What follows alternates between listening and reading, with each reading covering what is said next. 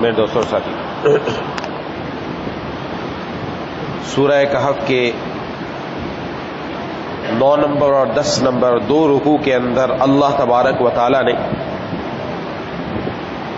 حضرت موسیٰ علیہ السلام اور حضرت خضر علیہ السلام کا قصہ پوری تفصیل سے بیان فرمایا، کیونکہ جو لوگ جناب نبی کریم صلی اللہ علیہ وسلم کی خدمت میں آئے تھے انہوں نے ایک سوال تو اصحاب کہف کے بارے میں کیا جس کی تفصیل گزر چکی ہے، دوسرا سوال یہ تھا اس کے بارے میں یہ تفصیل بیان کی جا رہی، اور ایک ذوالقرنین کے بارے میں سوال تھا، اس کی تفصیل اس کے بعد آئی۔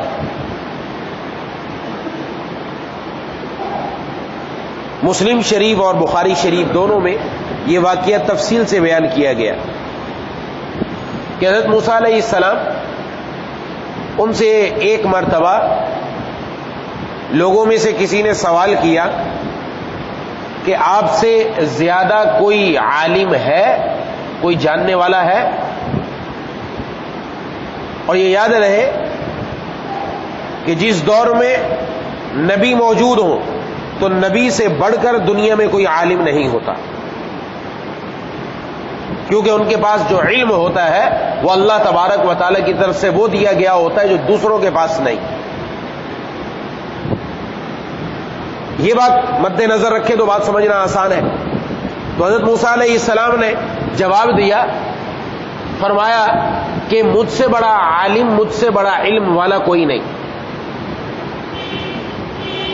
جو بڑوں کی لغزش ہوتی ہے اس پر بھی پکڑ ہوتی ہے۔ حضرت موسیٰ علیہ السلام کی یہ بات اللہ تبارک و تعالیٰ کو پسند نہ آئی۔ یہ فرماتے کہ اللہ تبارک و تعالیٰ زیادہ جانتے، ہو سکتا ہے کوئی ہو، یعنی نسبت اللہ کی طرف کرتے، لیکن جب نفی کر دی یہ اللہ تعالیٰ کو پسند نہیں آئی، اس لیے وہی فرمائی کہ آپ سے بھی بڑھ کر علم والا ایک بندہ موجود ہے۔ تو حضرت موسیٰ علیہ السلام نے فرمایا مجھ سے بھی بڑا علم والا ہے تو میں اس کے پاس جاؤں گا علم سیکھنے کے لیے۔ یاد رکھیے یہاں پر علم سیکھنے کے لیے حضرت موسیٰ علیہ السلام جیسا نبی، وقت کا نبی، وہ کہہ رہے ہیں کہ میں علم حاصل کرنے کے لیے اس بندے کے پاس جاؤں گا۔ اور آج ہماری کیفیت کیا ہے؟ ہم سمجھتے ہیں ہم سے بڑا عالم کوئی نہیں، ہم چما دیگرے نیست، ہم جیسا کوئی بندہ نہیں، ہم کہتے ہیں ہمیں ضرورت نہیں ہے، بہت ہے اپنے پاس علم، جی بڑا ہے، کسی بارے میں پوچھ لو ایسے فر بولیں گے جیسے پوچھتے علم بڑھتی ہوئی آئی ہے۔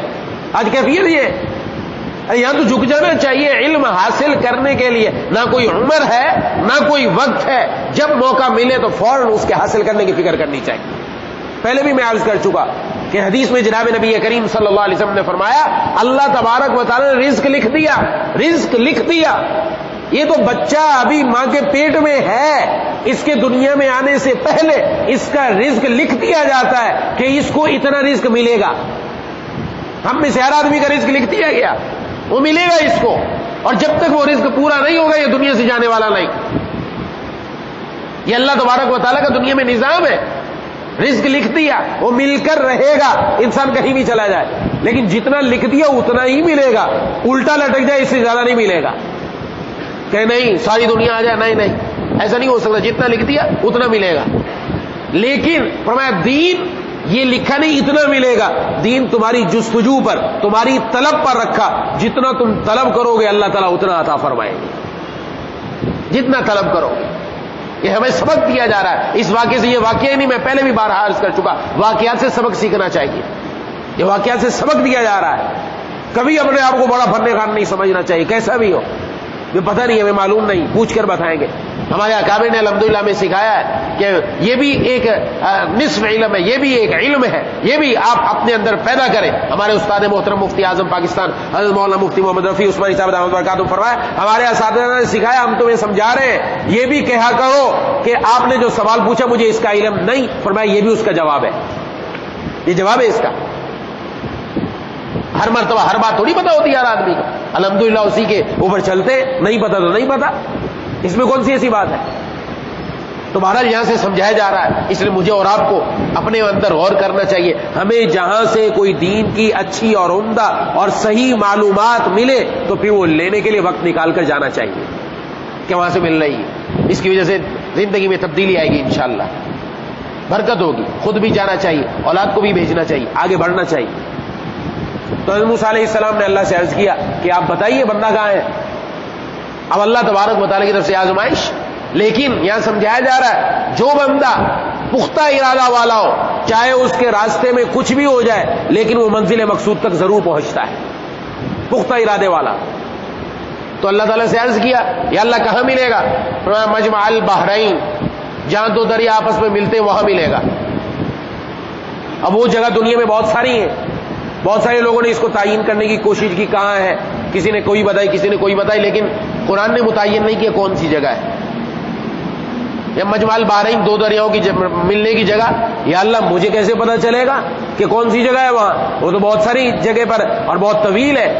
تو فرمایا نشانی کے لیے ایک مچھلی اپنے پاس رکھو، اپنی زنبیل میں ایک مچھلی ڈالو، جہاں یہ مچھلی زندہ ہو کر دریا کے اندر کود جائے وہی جگہ ہے. یہ مچھلی زندہ ہو کر جائے گی. تو حضرت نے اپنے ساتھ ایک مچھلی رکھ لی اور اپنے ساتھ ایک نوجوان خادم کو لے کر چلے، جن کا نام روایات میں حضرت یوشع بن نون آیا ہے. ان کو لے کر چلے اور ان کا ذکر بھی یہاں پر قرآن کریم میں لفتاہ، نوجوان سے کیا، اشارہ کیا. اگر آپ کا کوئی خادم ہے، اگر آپ کا کوئی نوکر ہے، آپ کا کوئی غلام ہے تو غلام نہیں بولو، نوجوان بول کر اس کو خطاب کرو، اس کی بھی دل آزاری نہ ہو. اگر آپ نے کوئی نوکر رکھا ہوا ہے، اگر آپ نے کوئی خادم رکھا ہوا ہے، اگر آپ نے کوئی اپنے پاس بندہ رکھا ہو کام کرنے کے لیے، اس کو انداز تخاطب ایسا ہو کہ وہ اس کی دل آزاری نہ ہو، اس کی بھی عزت نفس ہے. لفتاہ ہو، نوجوان کو کہا کہ چلو بھائی تیاری کرو، چل پڑے. اور اس کو یہ فرمایا کہ میں ہٹوں گا نہیں، میں نے جو ارادہ کر لیا یا تو میں مجمع البحرین تک پہنچوں گا، کچھ بھی ہو جائے، مجھے کتنا سفر کرنا پڑے، میں اس جگہ تک پہنچ کر وہ علم حاصل کروں گا. پختہ ارادہ کر لی اور چل پڑے. راستے میں چلتے گئے، ایک جگہ جا کر حضرت موسیٰ علیہ السلام آرام کرنے کے لیے لیٹ گئے. اور یہ جو خادم تھے حضرت یوشع، یہ جاگ رہے تھے. انہوں نے دیکھا کہ وہی زنبیل سے وہ مچھلی زندہ ہو کر نکلی اور کود گئی دریا کے اندر، اور جہاں وہ کودی وہاں سرنگ بنتی چلی گئی اور دونوں دریا اور رستہ دریا کا الگ الگ ہوتا چلا گیا. یہ اللہ تعالیٰ کی طرف سے ایک معجزہ تھا. وہ اسی حیرت کے اندر بھول گئے اس بات کو کہ جب حضرت موسیٰ علیہ السلام بیدار ہوں تو میں بتاؤں کہ یہاں مچھلی گئی ہے. بھول گئے. یہ بھی ایک امتحان تھا کہ بھول گئے. حضرت موسیٰ علیہ السلام بیدار ہوئے تو کہا چلو سفر کرتے، آگے چلے. ایک دن ایک رات کا مزید سفر کیا. یہی بھی بتایا جا سکتا تھا، اللہ تعالیٰ کی طرف سے وحی آ جاتی، لیکن نہیں، یہ آزمائش ہے، دیکھا جا رہا ہے. ایک دن ایک رات کوئی معمولی بات نہیں ہے. مزید سفر کیا. جب ایک دن ایک رات سفر کر لیا مزید تو پھر احساس ہوا کہ میں تھک گیا ہوں، تو اپنے خادم کو کہا ذرا وہ مچھلی وغیرہ تو لاؤ، کھانا تو لاؤ تاکہ ہم کھانا بیٹھ کر کھائیں. حالانکہ اس تھکن کا احساس پہلے بھی ہو سکتا تھا، لیکن اللہ تبارک و تعالی نے بعد میں دلایا. اب ان کو یاد آیا حضرت یوشع کو، کہا کہ وہ تو مچھلی فلاں جگہ جہاں آپ آرام کے لیے لیٹے تھے وہیں نکل کر بھاگ گئی. وہی تو جگہ تھی جہاں ملنا تھا اس بندے نے. اسی وقت فوراً کا واپس چلو، واپس چل پڑے. پھر واپس ایک دن ایک رات کا سفر کیا اور وہاں جب پہنچے تو ایک آدمی چادر تانے ہوئے لیٹا ہوا تھا. جا کر پہنچا اور کہا السلام علیکم ورحمۃ اللہ. تو وہ جو لیٹے ہوئے تھے انہوں نے جواب دیا اور کہا یہ جنگل کے اندر، یہ اس جگہ کے اندر کون ہے سلام کرنے والا؟ کہا کہ میں موسیٰ ہوں. کہا موسیٰ بنی اسرائیل؟ کہا ہاں موسیٰ بنی اسرائیل. تو پھر بتایا کہ میں خضر ہوں. حضرت خضر علیہ السلام تھے. اور خضر ان کو کہا جاتا ہے، خضر کا معنی ہوتا ہے ہرا بھرا ہونا.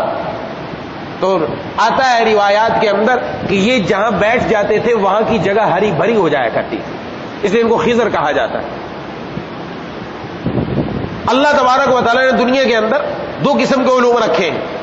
کچھ انتظامات اللہ تعالیٰ نے دنیا کے اندر بندوں کے سپرد کر دیے، کچھ علوم بندوں کو دیے جن میں انبیاء علیہ السلام سب سے اونچے ہیں. ان کو علم شریعت دیا ہے. علم شریعت یہ علم، اس کے ذریعے بندہ اللہ تک پہنچتا ہے، اس کے ذریعے بندہ عمل کرتا ہے، اللہ کا پیارا بنتا ہے۔ اور کچھ کام اللہ نے فرشتوں کے ذمہ رکھے، وہ کام اس کو تکوین کہا جاتا ہے کہ اللہ تبارک و تعالیٰ کی طرف سے حکم ہے یہ کر دو، بس کر دو۔ شریعت کا تعلق اس کے ساتھ نہیں ہوتا، یہ ذہن میں رکھیے، شریعت کا تعلق نہیں ہے، وہ اس کے پابند نہیں، وہ اللہ کے حکم کے پابند ہے، اور اس کے اندر بھی حکمت ہے۔ صبح بھی میں عرض کر چکا، اللہ کے ہر فیصلے میں حکمت ہے، بندے کی نظر وہاں تک نہیں جا سکتی۔ حضرت خضر علیہ السلام بھی انہی لوگوں میں سے تھے جن کو اللہ نے تکوینات کا علم دیا، اور جو کام فرشتوں کے ذریعے لیا جاتا ہے، کچھ لوگ ایسے بھی مقرر ہے کہ اور لوگوں سے بھی لیا جاتا ہے، ان میں ایک حضرت خضر علیہ السلام جن سے لیا جاتا ہے۔ اس لیے جو حضرت خضر علیہ السلام کا علم تھا وہ حضرت موسیٰ علیہ السلام کو معلوم نہیں تھا، کیونکہ ان کے پاس علم تکوینات ہے، تکوین کا علم ہے، جو حضرت موسیٰ علیہ السلام کو نہیں۔ حضرت موسیٰ علیہ السلام کو علم شریعت دیا گیا، دونوں میں فرق ہے۔ اس لیے آگے دیکھیں گے کہ حضرت موسیٰ علیہ السلام کو آگے جا کر اعتراض ہوا بہت ساری باتوں پر، وہ اعتراض علم شریعت کی بنیاد پر ہوا۔ علم تکوین جس کے پاس ہے اس کو اعتراض نہیں، اس کو حکم ہے یہ کرنا ہے تم نے جا کر، وہ کرنے کا پابند ہے، اللہ کا حکم ہے، اس سے پیچھے نہیں ہٹ سکتے۔ تو حضرت موسیٰ علیہ السلام نے عرض کیا میں آپ کے ساتھ رہنا چاہتا ہوں، کیا میں آپ کی صحبت اختیار کر سکتا ہوں؟ پوچھا، سوال کیا۔ حضرت خضر علیہ السلام سے یہ نہیں، یہاں تابعداری دکھائی، سمجھانا مقصد ہے کہ جو بندہ طالب بن کر آئے وہ اپنے آپ کو نیچا کرے اور اپنے بڑے سے، اپنے استاد سے، اپنے شیخ سے پوچھ کر چلے ان سے کہ میں آپ کے ساتھ جا سکتا ہوں کہ نہیں جا سکتا، اگر آپ کی اجازت ہو تو ٹھیک ہے ورنہ نہیں۔ تو حضرت خضر علیہ السلام نے فرمایا آپ میرے ساتھ نہیں چل سکتے، آپ میرے ساتھ صبر نہیں کر سکتے، کچھ کام ایسے ہیں کہ آپ میرے ساتھ صبر نہیں کر سکتے۔ لیکن حضرت موسیٰ علیہ السلام نے فرمایا انشاءاللہ آپ مجھے صبر کرنے والوں میں سے پائیں گے، اور میں آپ کے کسی معاملے کی نافرمانی نہیں کروں گا، آپ کے ساتھ ہی رہوں گا تاکہ مجھے مزید علم حاصل ہو۔ تو حضرت خضر علیہ السلام نے فرمایا کہ شرط ہے میری، اگر میرے ساتھ چلنا ہے، میری اتباع کرنی ہے تو میری شرط یہ ہے جو کچھ میں کروں مجھ سے اس کے بارے میں سوال نہ کرو، یہاں تک کہ میں خود اس کا ذکر کر دوں کہ یہ کام میں نے کیوں کیا، مجھ سے سوال نہیں کرنا ہے۔ تو میں ٹھیک ہے، منظور ہے، چل پڑے۔ راستے کے اندر ایک کشتی پر سوار ہوئے، وہ کشتی کے پاس جب پہنچے تو کشتی والے حضرت خضر علیہ السلام کو جانتے تھے، انہوں نے مفت میں سوار کر لیا۔ جب مفت میں سوار کر لیا تو بیٹھ گئے، اور اترنے سے پہلے حضرت خضر علیہ السلام نے اس کشتی کا ایک تختہ توڑ دیا، توڑ کر پھینک دیا اور اتر گئے۔ حضرت موسیٰ علیہ السلام چونکہ علم شریعت پر چلتے ہیں، علم تکوینات پر نہیں، اس لیے فوراً اعتراض ہوا، اور یہی ذمہ داری ہے جس آدمی کو شریعت کا علم ہے اس کی ذمہ داری ہے، اگر کہیں اللہ تبارک و تعالیٰ کے حکم کی شریعت کے اعتبار سے خلاف ورزی ہو رہی وہاں بولے، فوراً روکے، غلط ہو رہا ہے۔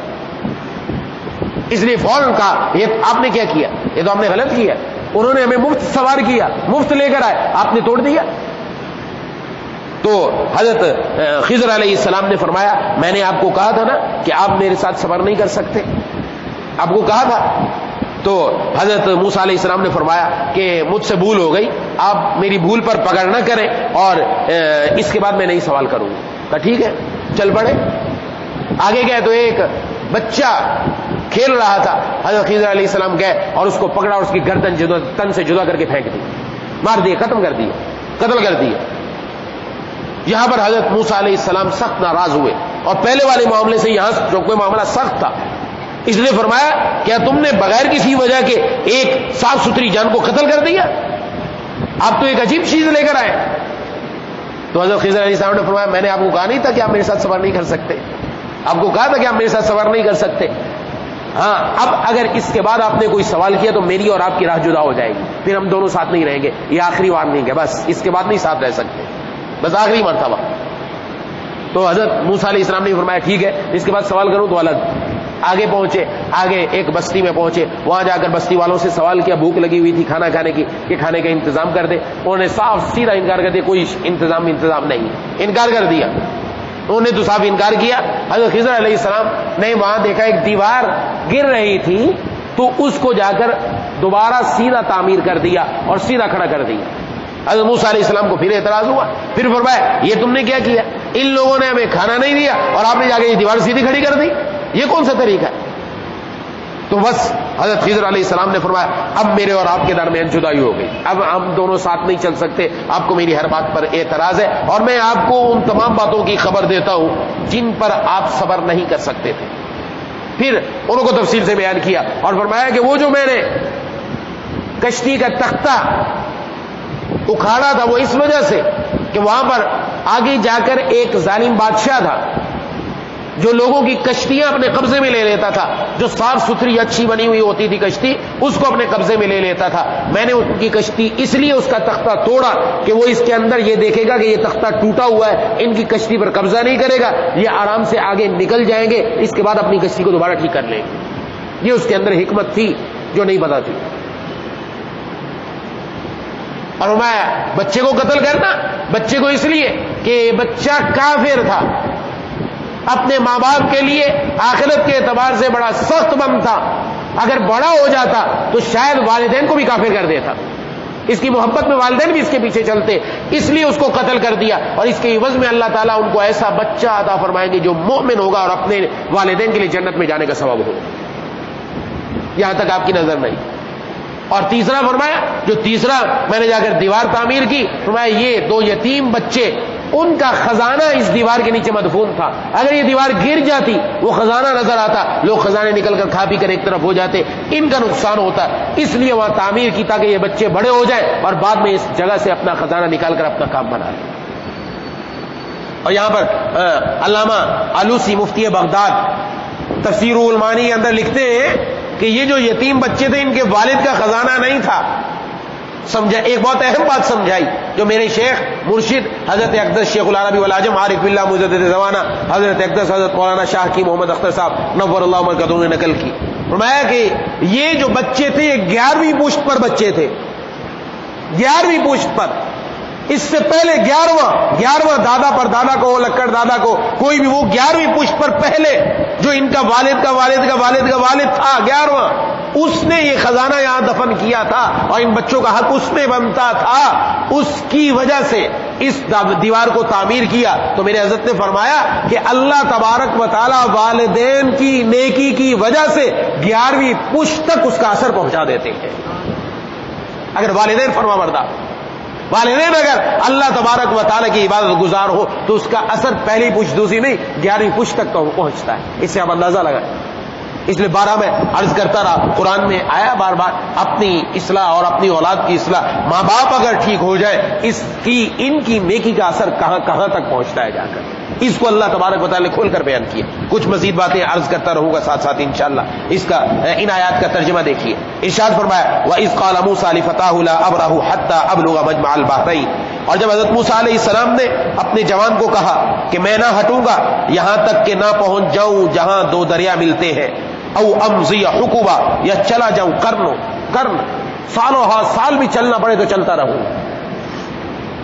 فلما بلغا مجمع بینہما، بس جب وہ دونوں پہنچے دونوں دریاؤں کے ملنے کی جگہ، ناسیا حوتہما، تو وہ اپنی مچھلی کو بھول گئے، فاتخذ سبیلہ فی البحر سربا، تو اس مچھلی نے اس میں اپنی راہ بنا لی، دریا میں سرنگ بنا کر نکل گئی۔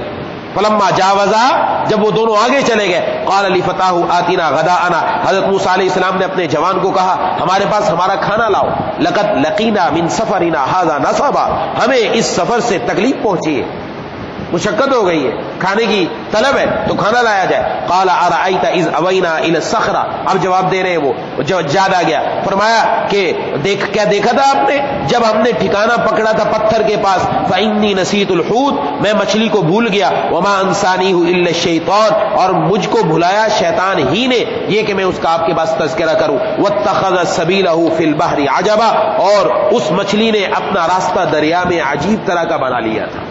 قال ذلك ما كنا نبغي فارتد على آثارهما قصصا، فرمایا یہی تو ہے وہ جگہ جو ہم چاہتے تھے، پھر الٹے پھرے اپنے قدموں پر پہچانتے ہوئے، فوجدا عبدا من عبادنا، تو ہمارے بندوں میں سے ایک بندہ پایا، آتینا رحمتا من عندنا، جس کو ہم نے دیا تھا اپنی رحمت میں سے کچھ، وعلمناه من لدنا علما، اور سکھلایا تھا ہم نے اپنے پاس سے ایک علم۔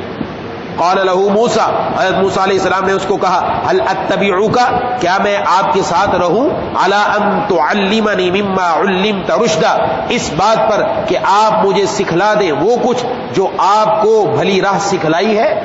قال انک لن تستطیع معی صبرا، تو انہوں نے فرمایا آپ میرے ساتھ صبر نہیں کر سکتے. وکیف تصبر علی ما لم تحط به خبرا، اور آپ کیسے صبر کریں گے اس چیز کو دیکھ کر جو آپ کے قابو میں نہیں ہے اس کا سمجھنا، کیونکہ آپ تو علم شریعت کے ہیں، میرے پاس علم تکوینی ہے، آپ نہیں صبر کر سکتے. قال ستجدنی انشاءاللہ صابرا، تو حضرت موسیٰ علیہ السلام نے فرمایا آپ مجھے انشاءاللہ صبر کرنے والا پائیں گے. ولا اعصی لک امرا، اور میں آپ کی کوئی بات کوئی حکم نہیں ٹالوں گا. قال، تو حضرت خضر علیہ السلام نے فرمایا فإن اتبعتنی فلا تسألنی، پس اگر میرے ساتھ رہنا ہے تو مت پوچھیے عن شیء، کسی چیز کے بارے میں، حتی احدث لک منہ ذکرا، یہاں تک کہ میں آپ کے سامنے اس کا ذکر شروع نہ کر دوں. فانطلقا، تو وہ دونوں چلے، حتی اذا رکبا فی السفینہ، یہاں تک کہ جب دونوں سوار ہوئے کشتی میں، خرقھا، تو انہوں نے اس کشتی کو پھاڑ ڈالا. قال اخرقتها لتغرق اهلها، حضرت موسیٰ علیہ السلام نے فرمایا آپ نے اس کو اس لیے پھاڑ ڈالا تاکہ یہ ان لوگوں کو ڈبو ڈالے. لقد جئت شیئا امرا، آپ تو ایک انوکھی چیز لائے ہیں. قال، حضرت خضر علیہ السلام نے فرمایا الم اقل انک لن تستطیع معی صبرا، میں نے کہا نہیں تھا کہ آپ میرے ساتھ صبر نہیں کر سکتے. قال لا تؤاخذنی بما نسیت، حضرت موسیٰ علیہ السلام نے فرمایا میری بھول پر میرا مواخذہ نہ کیجیے. ولا ترہقنی من امری عسرا، اور مجھ پر میرے کام میں مشکل مت ڈالیے. فانطلقا، پھر دونوں چلے، حتی اذا لقیا غلاما، یہاں تک کہ جب دونوں ملے ایک لڑکے سے، فقتلہ، تو اس کو انہوں نے قتل کر دیا. قال، حضرت موسیٰ علیہ السلام نے فرمایا اقتلت نفسا زکیۃ بغیر نفس، کیا آپ نے ایک صاف ستھری جان بغیر عوض کے قتل کر دی. لقد جئت شیئا نکرا، آپ تو بہت ہی عجیب نامعقول چیز لے کر آئے جو سمجھ میں آنے والی نہیں. قال الم اقل لك انك لن تستطيع معي صبرا، تو حضرت خضر علیہ السلام نے فرمایا میں نے آپ کو کہا نہیں تھا کہ آپ میرے ساتھ ٹھہر نہیں سکتے. قال ان سألتك عن شيء بعدها، حضرت موسیٰ علیہ السلام نے فرمایا اگر اس کے بعد میں آپ سے کسی چیز کے بارے میں سوال کروں، فلا تصاحبنی، تو آپ مجھے اپنے ساتھ نہ رکھیے. قد بلغت من لدنی عذرا، آپ اتار چکے ہیں میری طرف سے الزام.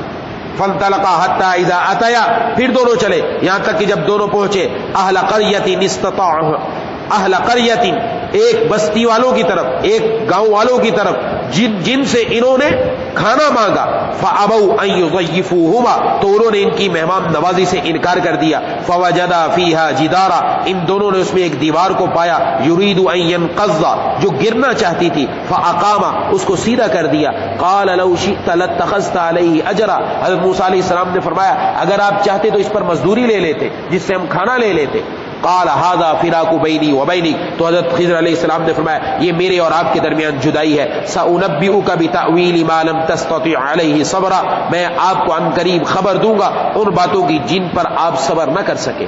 اما السفینہ، تو بہرحال کشتی، فکانت لمساکین، تو وہ محتاجوں کی تھی. یعملون فی البحر، وہ دریا کے اندر کام کرتے تھے. فاردت ان اعیبها، میں نے چاہا کہ میں اس کو عیبدار کر دوں. وکان وراءهم ملک یاخذ کل سفینۃ غصبا، اور ان کے ورے ایک بادشاہ تھا جو ہر کشتی کو چھین لیتا تھا.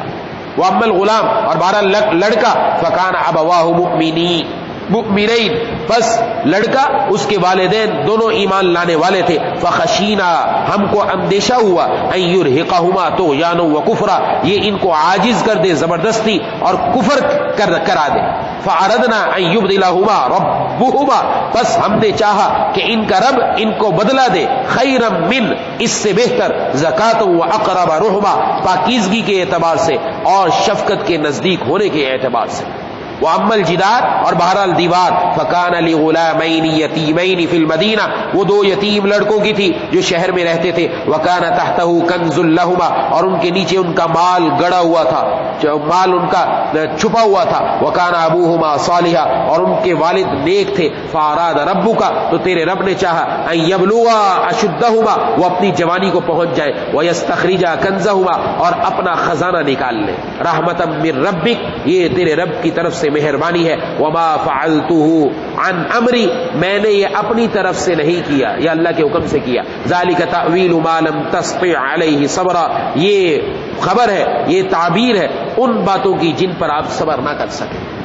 یہ ان دو رکوع کے اندر اللہ تبارک و تعالیٰ نے حضرت موسیٰ اور حضرت خضر علیہ السلام کا پورا واقعہ کھول کر بیان کر دیا۔ اس میں اتنا واقعہ بیان کیا گیا، اس کے پیچھے مزید تحقیق اور تفتیش میں پڑھنے کی ضرورت نہیں۔ جتنا واقعہ بیان کیا گیا وہ آپ کے سامنے میں نے عرض کر دیا۔ احادیث کے اندر اتنا ہی واقعہ آیا، اور اس سے جو مجھے اور آپ کو سبق ملا وہ یہ کہ جب بھی کہیں ہمیں علم کے اعتبار سے، دین کے اعتبار سے معلوم ہو کہ وہاں پر یہ بات ملتی ہے تو وہاں کی طرف سفر کر کے، چاہے کتنی ہی تکلیف اٹھانی پڑے، اپنے کاموں کو مؤخر کر کے، اپنی باتوں کو ایک طرف رکھ کر وہاں پہنچ کر وہ دین کا علم اور دین کی بات سیکھنی چاہیے۔ کچھ بھی ہو جائے اس کی طرف جانا چاہیے، اور پھر جب وہاں پہنچ جائے تو پھر ان کی تابع داری بھی کرنی چاہیے، ان سے پوچھ کر جیسا وہ کہے ویسے ویسے چلتے رہے تو اسی کے اندر کامیابی۔ دعا ہے کہ اللہ تعالیٰ مجھے اور آپ کو ان باتوں پر عمل کرنے کی توفیق عطا فرمائے۔ وآخر دعوانا ان الحمدللہ رب العالمین۔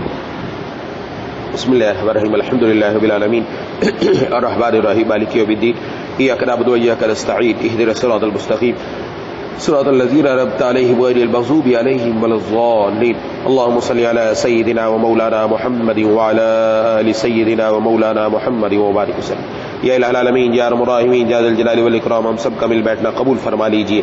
یا ذا الجلال والاکرام، قرآن سے اپنا رشتہ مضبوطی کے ساتھ جوڑنے کی توفیق عطا فرما دیجیے۔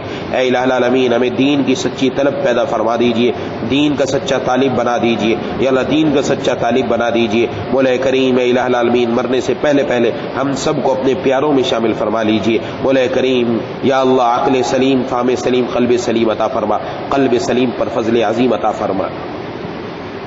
اے الہ العالمین، جتنے بھی حاضرین مجھ سے موجود ہیں، ہم سب کے دلوں میں جتنی جائز تمنا ہے یا اللہ سب پوری فرما دیجیے، کسی کو محروم نہ رکھیے۔ ہم میں سے جو بیمار ہیں، گھروں میں جو بیمار ہیں، دوست و احباب میں جو بیمار ہیں، جنہوں نے اپنے بیماروں کے لیے دعا کے لیے کہا ہے، یا اللہ سب کو شفائے کاملہ عاجلہ مستمر عطا فرما دیجیے۔ میرا گلا بھی اور زکام بھی کافی دنوں سے چل رہا ہے، دعا فرمائے اللہ تعالیٰ اس کو بھی جلد از جلد صحت عطا فرما کر مجھے یا الہ العالمین یا ارحم الراحمین ان سے یا اللہ صحت عطا فرما دیجیے۔ اے الہ العالمین، اور بھی جن جن ساتھیوں نے اپنے بیماروں کے لیے دعا کے لیے کہا ہے اور کہنا چاہتے تھے نہیں کیسے کہ امید رکھتے ہیں یا پیغام پہنچایا نہ پہنچ سکا، یا اللہ سب کو شفائے کاملہ عاجلہ مستمر عطا فرما دیجیے۔ اے الہ العالمین، اے ارحم الراحمین، جتنی دعائیں آپ کے حبیب جناب نبی کریم صلی اللہ علیہ وسلم نے مانگی ہیں سب ہم سب کے حق میں قبول فرما۔ جن جن چیزوں سے پناہ مانگی ان سب سے ہم سب کو پناہ عطا فرما۔ ہر خیر ہر مسلمان مرد ہر مسلمان عورت کو عطا فرما۔ ربنا تقبل منا انك انت السميع العليم وتب علينا انك انت التواب الرحيم۔ صلی اللہ تعالی علی خیر خلقہ محمد وعلى آلہ وصحبہ۔